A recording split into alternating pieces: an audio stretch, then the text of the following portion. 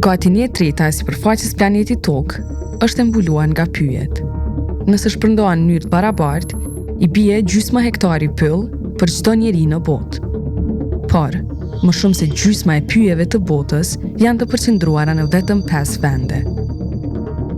Teksa në episodin e kaluar diskutuam se si ndryshimi klimatik po i rrezikon oqeanet, ngjashëm po humbasim pyjet, të cilët bashkë me oqeanet përbëjnë mushkritë e tokës. Shpyllëzimi në shkallë alarmuese që prej viteve të 90-ta dhe djegjet e pyjeve që kanë rezultuar me rritjen e temperaturave kanë ndikim të drejtë për drejtë në ndryshimin klimatik. Por, si saktësisht? Kosovë 2.0 shpjegon. Pyjet ruajnë sasi të mëdha karboni. Teksa rritën, pemët dhe bimët e tjera thithin dioksid karbonin nga atmosfera. Ky konvertohet në karbon dhe ruhet në degët, gjethet, trungjet, rrënjët dhe në tokë të bimës. Ndonë se sasia që një pemë mund të absorbojë dhe ta ruaj dioksid karbonin ndryshon nga lloji i pemës, vlerësohet se një pemë ruan 167 kg dioksid karbon në vit, që i bie se 6 pemë ruajnë 1 ton dioksid karbon për një vit. Kur pyjet priten ose digjen, pjesa më e madhe e karbonit të ruajtur lëshohet përsëri në atmosferë si dioksid karbon. Me humbjen e sipërfaqeve pyjore, jo vetëm që rritet sasia e dioksid karbonit në hapësirë, por edhe humbet mundësia e absorbimit të këtij gazi nga hapësira. Kjo është mënyra se si shpyllëzimi dhe degradimi i pyjeve kontribuojnë në ngrohjen globale. Përderisa pyjet me lirimin e dioksid karbonit në hapësinë janë vetëm 10% përgjegjëse për ndryshimin klimatik, ato mund të ofrojnë 23% të përgjigjes për ta luftuar ndryshimin klimatik. Por, pse priten pyjet?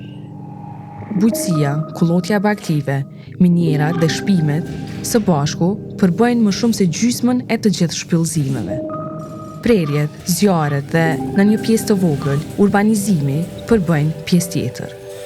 Në Malajzi dhe Indonezi, pyjet janë prerë për t'i hapur rrugë prodhimit të vajit të palmës, i cili mund të gjendet në çdo gjë, nga shampo deri tek kriprat.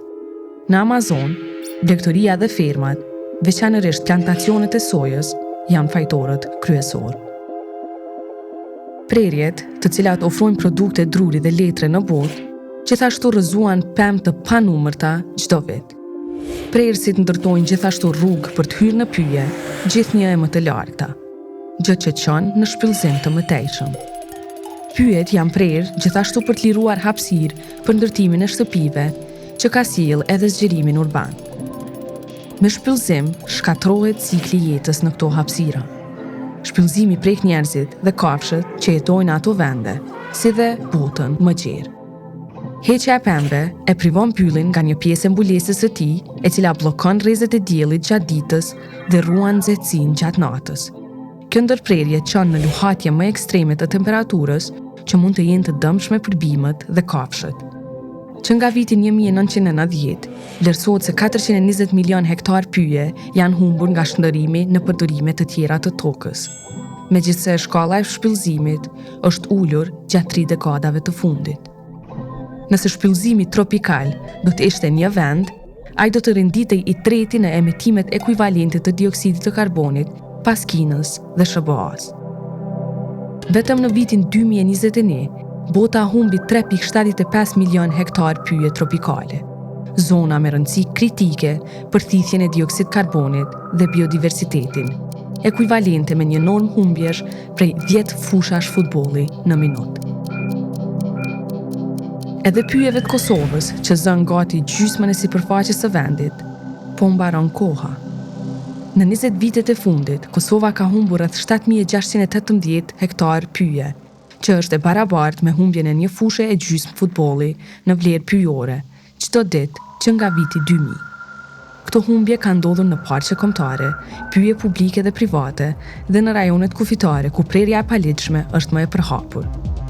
Deri në vitin 2035, shumica dërmuese e pyjeve të Kosovës mund të mos jenë të shëndetshme sa duhet për t'i përmbushur rolet e tyre kyçe mjedisore.